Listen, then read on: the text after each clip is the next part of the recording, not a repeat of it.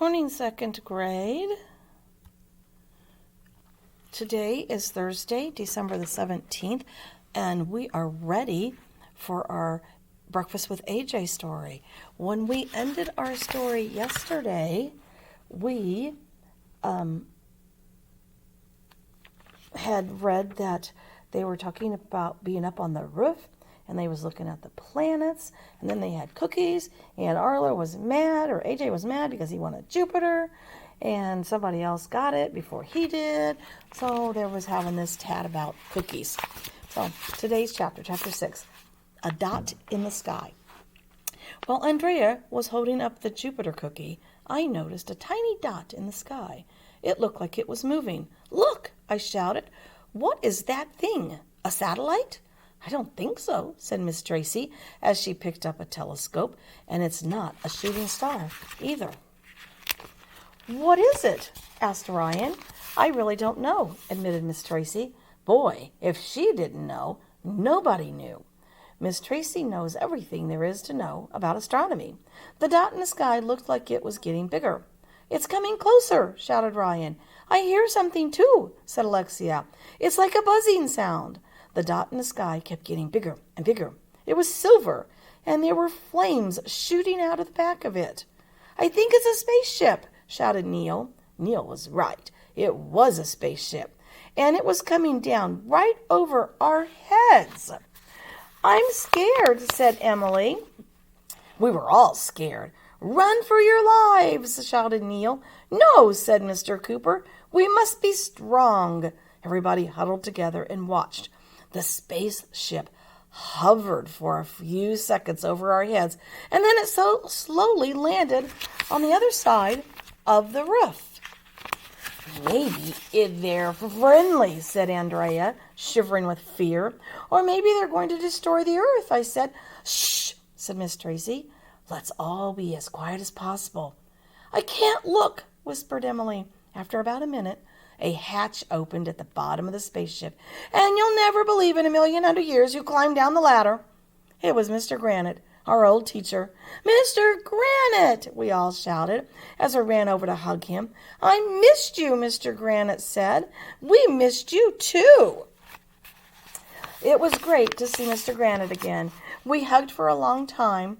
He said we had all grown up a lot since the last time he saw us. "Why did you come back to Earth?" I asked him. "Are you going to be a teacher again?" "No," Mr. Granite replied. "I seem to have forgotten my car keys. Did any of you see them?" "What?" "No," we all replied. "Where did you last see your car keys?" asked Andrea. "I know, or if I knew where I last saw them, it would be easy to find them," said Mr. Granite. "Wait a minute," said Miss Tracy. "You flew millions of light years back to Earth just because you forgot your car keys?" "They must be here somewhere," replied Mr. Granite, looking around. "I thought I would be able to find them if I retraced my steps." "We could look in the lost and found box by the office," suggested Alexia. "Did you check your pockets?" asked Ryan. Mr. Granite went through his pockets one by one. "Oh, wait a minute," he suddenly shouted. "Here they are. They were in my pocket the whole time. Silly me. Never mind." "As long as you're here, are you going to stay on Earth for a while?" asked Neil. "No, I'm sorry, but I have to go," Mr. Granite said as he climbed the ladder of the spaceship again. "My car is double parked." "Goodbye, Mr. Granite," we all said, waving to him. "Goodbye." A hatch closed. A few seconds later, the engine fired up, and Mr. Granite's spaceship blasted off. That was weird. Okay, Chapter 7. It's not fair. The next morning at school, Mr. Cooper came flying into the classroom. And I do mean flying. Mr. Cooper thinks he's a superhero. But he's not a very good one, because he bumped into Ryan's desk, tripped over the garbage can, and fell on the floor. "I'm okay," he said, jumping to his feet. "Everybody open your math book to page 23. Ugh, I hate math." I was about to open my math book, but I never got a chance. You'll never believe who poked her head into the door at that moment. Nobody. Why would anybody want to poke their head into a door? You should know that by now. You really need to work on your reading comprehension. But you'll never believe who poked her head in the doorway. It was Miss Tracy. She was holding a bunch of big circles made of cardboard. "It is I," she announced, "Miss Universe." "Not again," Mr. Cooper grumbled, closing his math book. "We need to work on our astronomy play," Miss Tracy said. "Oh, yeah, the play. Ugh!" We had to put on a play for the whole school to cap off Space Week. The parents were invited to come and everything. I thought it would be fun to take the school on a tour of the solar system, Miss Tracy told us. One of the second grade classes made these beautiful planets. Each of you can be a different planet. "Oh," I shouted, "I have dibs on planet Earth." "Ha!" in Andrea's face. I beat her to it for once. So, nana, nana, boo, boo on Andrea. "I like your enthusiasm, AJ," said Miss Tracy, "but I don't think we need any of you to be planet Earth. Kids already know a lot about our planet. But who wants to be Saturn? It's just a beautiful planet with those beautiful pretty rings around it."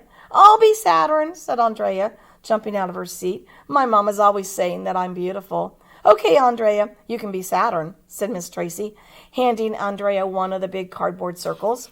"How come she gets to be Saturn?" I shouted. "It's not fair."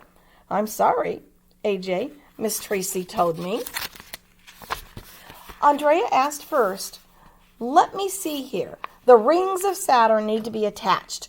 AJ, will you please come up here and give Andrea the rings?" "Ooh," Ryan said. "AJ is going to give Andrea a ring. They must be in love." "It's a wedding ring," shouted Michael. "If those guys weren't my best friends, I would hate them." I gave Andrea the rings of Saturn, complaining the whole time that it wasn't fair.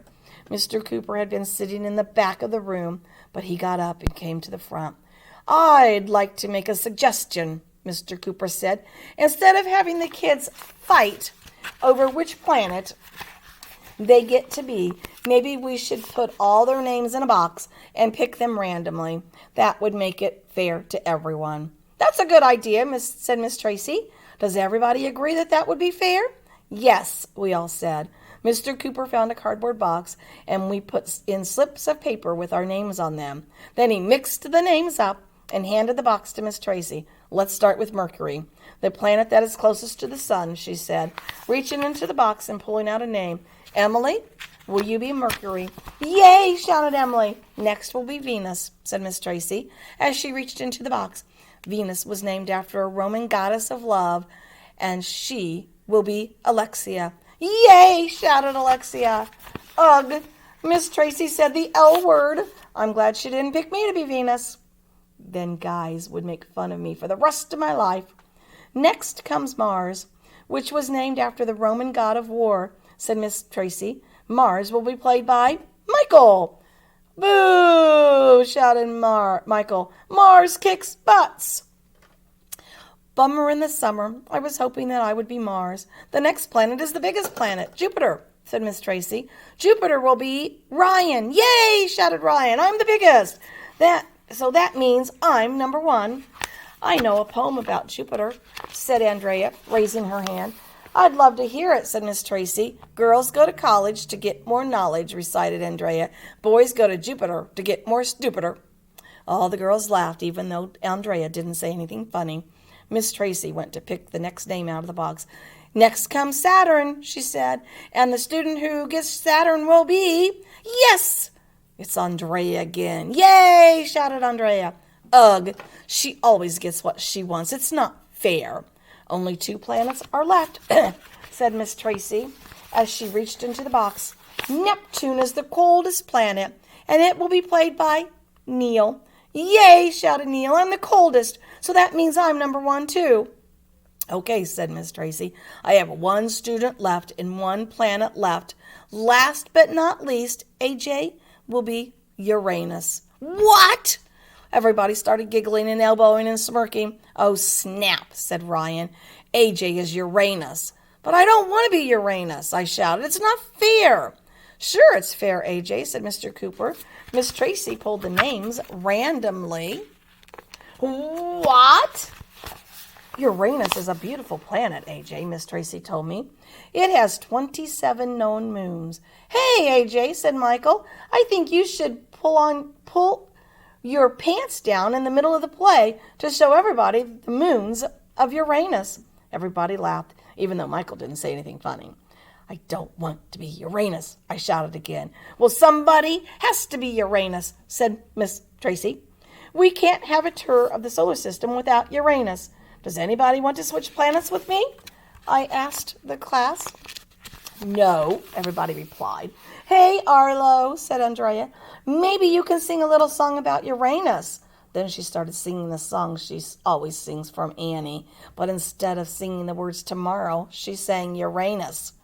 No, I shouted, I'm not singing a song about Uranus. What about Pluto? Why can't I be Pluto? Pluto isn't a planet, said Miss Tracy. What?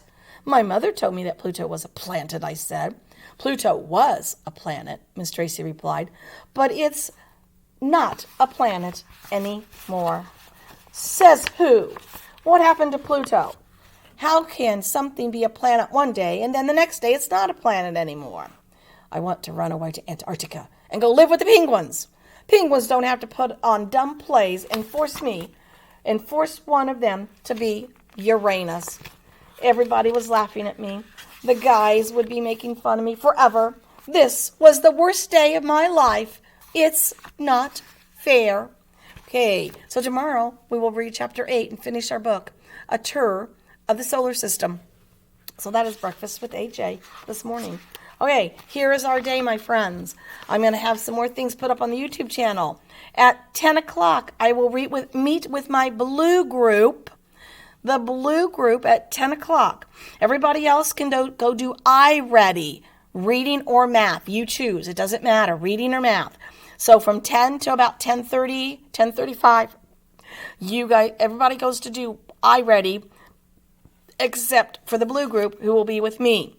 Okay, and then at 12:30, everybody will be back on for math. At 12:30, everybody will be back on a Google Meet for math. Okay, so I will see you in just a little bit. Goodbye.